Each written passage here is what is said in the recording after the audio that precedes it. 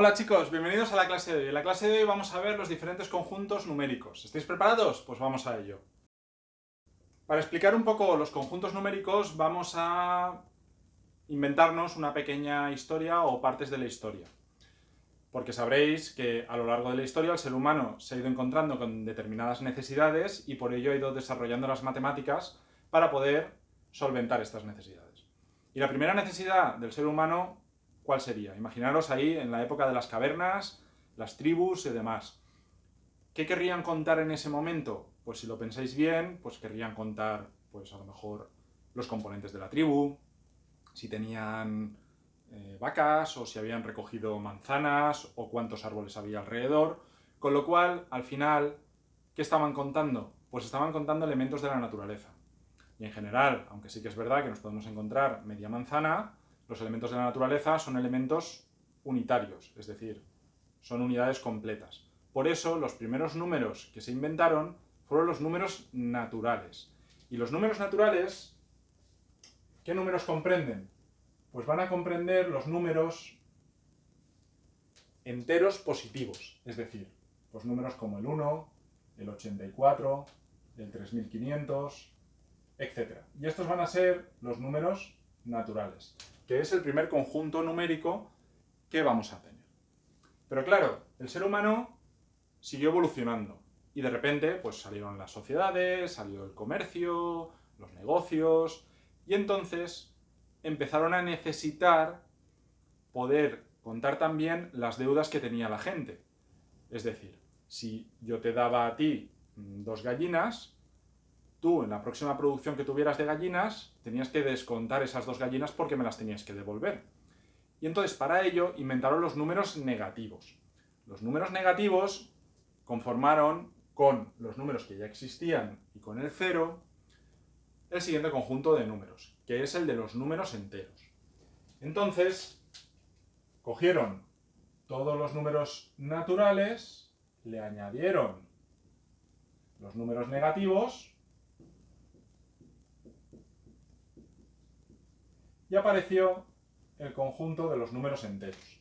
Con esto ya tenemos que por un lado tenemos los naturales, que se simbolizan con una n. Si a los naturales les añadimos el 0 y los negativos, con estos obtenemos los enteros, que se simbolizan con una z. Pero seguimos evolucionando y ya no nos era bastante con los números negativos y los positivos, sino que teníamos que empezar a dividir la unidad en partes. ¿Por qué? Pues porque ya empezamos a pesar las cosas y entonces podíamos tener medio kilo, un cuarto de kilo, etc. Y entonces aparecieron los números racionales. Y los números racionales incluyen a los enteros y además incluyen todos los números decimales. Y si os acordáis, los números decimales o fracciones incluyen 3 tipos. Estos 3 tipos son los decimales exactos, que son los que tienen un número de decimales finito. Es decir, por ejemplo, el 8,52. Si no tengo más decimales, se acabaron los decimales y eso es un decimal exacto. Luego tenemos los decimales periódicos puros. Y estos son los que tienen la parte decimal que se repite muchas veces, hasta el infinito. Por ejemplo, el 2,848484. Y sabéis que si esto llega hasta el infinito, se representa de la siguiente forma. 2,84 y a la parte que se repite se le pone un sombrerito. Y por último, los decimales periódicos mixtos, que son aquellos que tienen una parte que no se repite y otra que se repite en la parte decimal. Si os fijáis, el 5 no se repite otra vez, pero el 84 sí. Y esto se escribirá como 2,584 y el sombrerito, el periodo, se lo pongo solo al 84.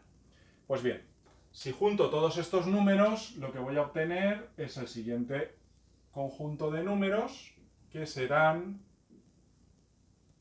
los racionales, que se simbolizan con esta Q. ¿Y aquí qué voy a incluir? Pues las fracciones, los números decimales, etc. Por lo tanto, incluyo los enteros y todos estos decimales en el conjunto de los números racionales, con su Q. Pues bien, aún así nos quedan por definir una serie de números. Por ejemplo, cuando los griegos intentaron ver la relación que había entre el diámetro de una circunferencia y su perímetro, resulta que siempre les daba el mismo número. ¿Sabéis cuál, no? El número pi. ¿Y qué pasa con el número pi? Que tiene infinitos decimales y no tiene ningún periodo. Es decir, ese número, al tener infinitos decimales diferentes, nunca se puede expresar como una fracción. Por lo tanto, no podrá estar dentro de los racionales. ¿Y cómo le llamaron a este tipo de números? Pues los irracionales. Con lo cual, aquí, fuera de los racionales, tendremos los irracionales. Y son aquellos que tienen infinitos decimales y todos son diferentes. Y se expresan por una i. Como no están dentro de los racionales, lo que tendremos que hacer es sacarlos fuera y los tendremos aquí. Y de aquí tenemos varios ejemplos. Por ejemplo, el número pi, el número phi, buscarlo, el número áureo, es un número muy famoso. También tenemos el número e. Fijaros que aquí muchos de los números tienen nombre propio. También hay otros. Por ejemplo, la raíz de 7 también es un número irracional. Si cogemos todos los racionales y los irracionales, formarán el conjunto de los números reales. Y este conjunto de números reales incluirá a todos estos. Y no crece la familia con ningún tipo de números más. Simplemente incluye a los racionales y a los irracionales. Vamos a ver allí que hemos preparado una serie de ejemplos para poder ponerlos dentro de cada una de sus familias. Siempre vamos a ponerlos en la familia más restrictiva. Es decir, si yo tengo el 3, evidentemente el 3 será un número natural. Por ello también va a ser un número entero, uno racional y uno real.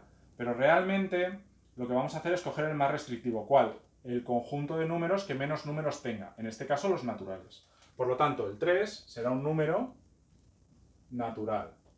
¿Qué va a pasar con el menos 8? El menos 8 no es un número natural porque ya es negativo. También podría ser uno racional, pero como los enteros son más restrictivos que los racionales, vamos a coger los enteros. Entonces el menos 8 será un número entero. 3 cuartos. 3 cuartos, si hago la división, resulta que me da 0,75. Esto es igual a 0,75. Por lo tanto, no es un número entero. Ojo, porque podríamos haber tenido una fracción de este tipo, que sería, por ejemplo, pues 6 partido 2. Esto da igual a 3. Y esto, aunque es un número racional, realmente pertenece a los enteros y también a los naturales. Por lo tanto, tendríamos que haber dicho que es un número natural. Ojo con eso. Pero en este caso no. En este caso, como da decimales, lo que tendremos será un número racional. Aquí tenemos un decimal. Todos los decimales que son exactos decimales periódicos van a ser también racionales. Aquí tenemos el 3,555, que es 3,5 periodo. Por lo tanto, también será un racional. La raíz de 2, si la calculamos, es 1,4142 y continúan los decimales sin periodo hasta el infinito. Por lo tanto, nos encontramos con un número irracional. Aquí tenemos el 3,1415, que os sonará. Este es el número pi. Y como ya hemos dicho, el número pi es irracional. Y por último tenemos un decimal periódico mixto. Por lo tanto, será un racional también. Muy bien, pues ya hemos clasificado los números, ya hemos hablado de todos los conjuntos numéricos y hemos acabado la clase. Espero que os haya gustado. Ya sabéis, si os ha gustado, nos vemos en la siguiente. Chao, chicos.